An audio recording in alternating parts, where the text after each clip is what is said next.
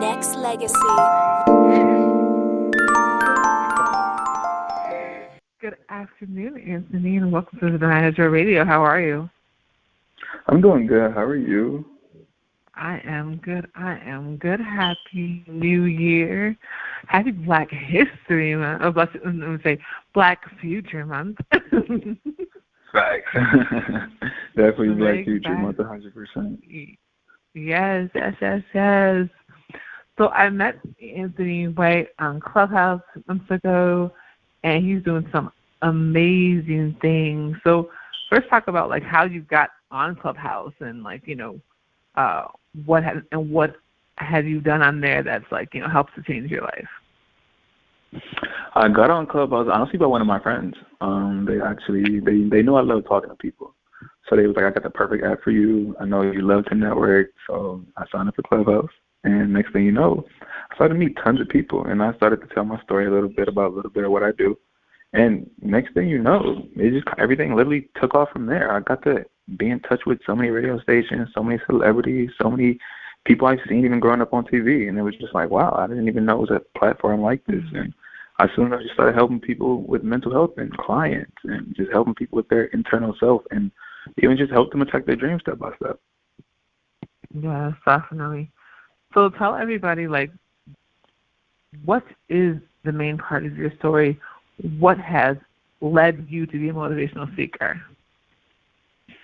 What led me to be a motivational speaker was my mother had 9 kids and raised none. She didn't make an attempt to raise any of them.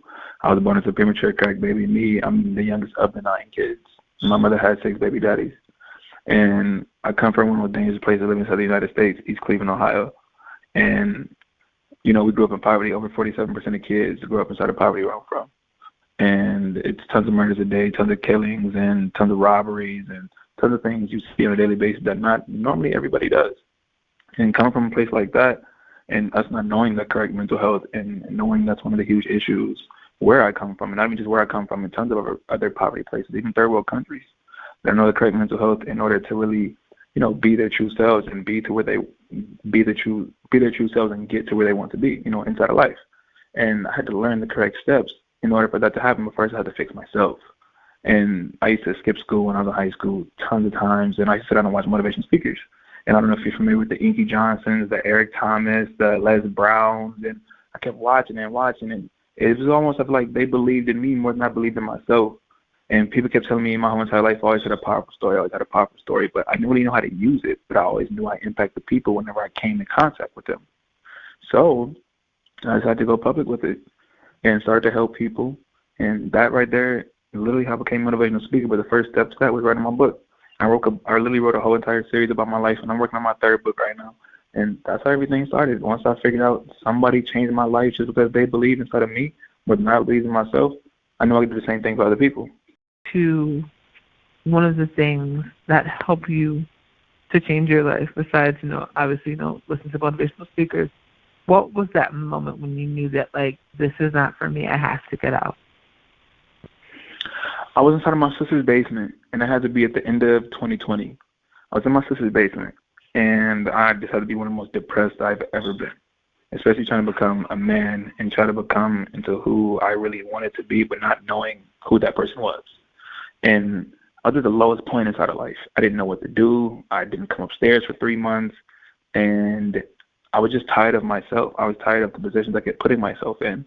And once I got tired of myself, that's when the whole switch came, and I was like, yeah, I can't do this anymore. Like, I have to do something to not just help me, but also to help other people. And once I realized, I had to realize what I was good at.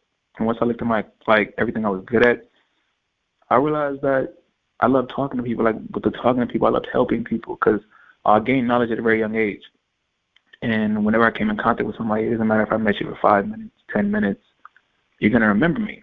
And once I realized that was one thing that I was born with and when I was good at, that was a huge talent that I had, then I knew I had to imply that into my day-to-day life. So once I got tired of myself and learned my talents and what I was good at and how it can be very, very fortunate to the world and everybody around me, that's when I knew the change had to be started. That's for sure. That's what's up. What would you say has been one of your most memorable experiences when doing a speaking gig? Say it again. What has been one of your most memorable experience when you were doing a speaking gig? One of the most memorable experiences, honestly, I would have to say it was on a Michael Coyer morning show. I was just on there again yesterday morning. And I remember after I got done with my speech with Michael Coyer, he was like, it was so funny because I watched Michael Coyer on TV growing up all the time, 24/7, and watching him inside of, House Party, and then The Princess and the Frog, and tons of other movies, and The Poetic Justice. And he was like, I predict you're going to be one of the best speakers of all time. Because I told him I was only the age of 22 years old, and he was like, there's no way you're only 22. And he just believed in me so much. And me and him still talk. We're actually very good friends. And next thing you know, it was just him believing in me, knowing that what I already know within myself, that even somebody I looked up to on TV growing up believes in me the same exact love and the same exact hope and belief, and even that he knows that I have the courage. It was just like, wow, you really know I can do this. Like, that right there was a very heartwarming moment for me, especially with somebody I looked up to growing up. Definitely. And motivational speaker Anthony White is my guest here on Danaya Azure Radio. So when it came to writing your first book, what was the first step that you took? Because people say they want to write a book all day long. What was the first step that you took in order to get that process started? I was homeless. I was homeless for 2 years.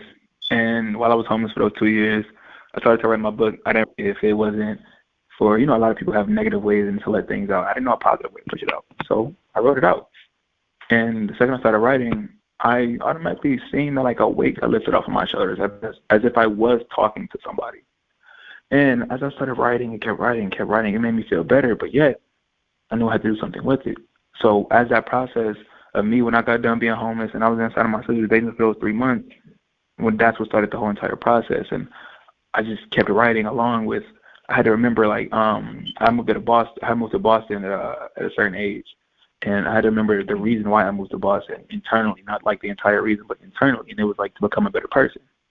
And I had to realize just by me coming back to Cleveland, that doesn't mean that, I'm still in a negative state. I'm still just like everybody else around me. I'm no longer a product of my environment. And that's one thing I had to realize, even with the whole starting point of writing my book, because I was back home. I was back inside of poverty. And it was like, wow. It's like, now I'm all the way back here. And I just had to remember on why I left and what kept me afloat while I was out of here. So once I remembered all of that, you have to use that as motivation. All the negative thoughts, you have to somehow flip that and switch it and make it yours, because if you don't, it will eat you alive. What advice do you have for someone that is like, let's say, 12 years old in the same predicament that you were in? Same predicament I was in?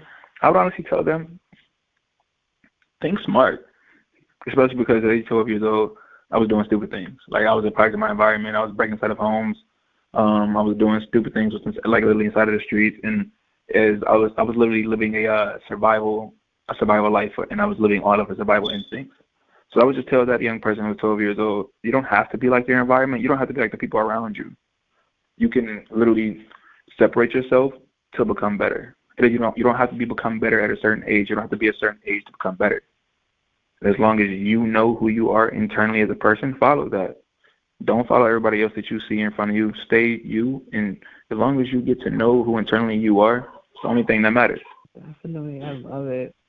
I think it's so important to speak life into these kids. I think a lot of people kind of forget that kids aren't just to be seen and not heard, and I think that's the biggest misconception that we have, even to this day. Yes, they have platforms that are allowing them to be creative and speak out now, but how long does that take for people to actually pay attention to them? Before it takes nobody does. Before YouTube, they weren't. Like, let's be very clear. Right. Back in the day when before the internet got as popular as it was, adults were not listening to children, and they would be saying very important things. It's like, oh, they're just kids; they don't know anything. Now they have to listen because it's gone viral. It should have had to go viral for you to actually pay attention to what this kid was saying, was trying to cry out before something tragic happened. Right. And I will say this every single time. Before something tragic happens with a child, there was a sign that was ignored by a parent, a family member, and a teacher. Right. Children are always giving you signs. I say it constantly. If when you ask your child, how was your day at school, and they say the word fine, do not, I repeat, do not accept that answer. That means something is wrong. Dig deeper. Push them. Because if you do not, you're going to regret it later. Kids tell you something's wrong by the way that they speak, when they're giving one-word answers, when they're not looking at you, when they're, when they don't want to go to school. There are reasons for these things. It's not just that they're lazy. There's something that's going on, and they're afraid to tell you. Please, parents, I beg you, make sure that you have an environment where your child is comfortable enough to tell you what is going on, because these schools are not easy by any means. People are like, oh, you're a kid. What problems do you have? Seriously? Think about it. Right. If there's an issue with bullying, it's worse now, because not only do you have a situation where you have it at school, now somebody can bother you and torture you, whatever, and you have to deal with it in school, out of school, when you're online doing your homework, because you can't just cut off your internet because you got to do your homework online. So you get emails, text messages, all this stuff that could potentially harm a child. As much as it helps, it can harm as well. That's why it's important to monitor your kids' social media, so you know what your kids are doing, whether they're being bullied or the ones that are bullying, and think it's cute because everyone else is doing it. No, it's not cute, and it can seriously harm someone. That's why it's important to speak life into people. That's why Anthony is where he is, because he speaks life into people. And when you speak life into people, that's when you can change lives. When you give back, that's when you can see and edify others in their glory and give them that light that they did not have.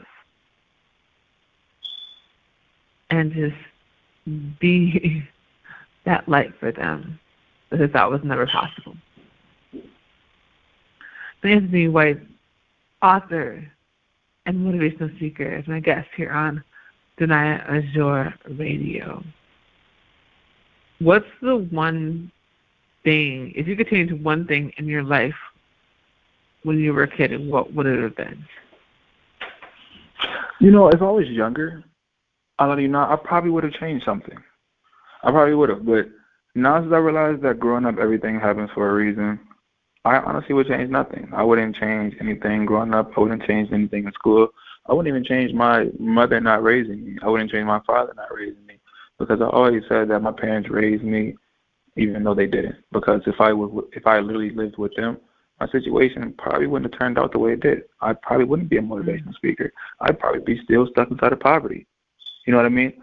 So once I realized that and I processed that as I got older, and I started questioning, why did this happen? Why me? Like, come on, can we just go back and reverse this? I let you know now. I just don't even want to, because now I just see everything has its own plan. God has his own plan. The universe has its own plan. And as long as I keep having my own plan, that's all that matters. Absolutely. It's very important to have your own plan, and you are building out your plan to change not only your life, but lives around the world. Go ahead and tell everybody where they can find you, book you, all that fun stuff. You guys can find me on Instagram at leading_guru.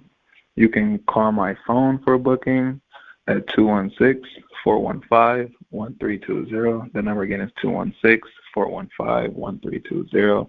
You can also find me, if you want, on YouTube at Anthony White, Motivational Speaker. You can find my book also on lulu.com, soon to be on Amazon and everywhere else. 1 second, 7 days. And you can also find me on Twitter at speaker_white. And if you just want to find me, you can just look up on Google, Anthony White, Motivational Speaker, and everything will pop up right there. Next Legacy.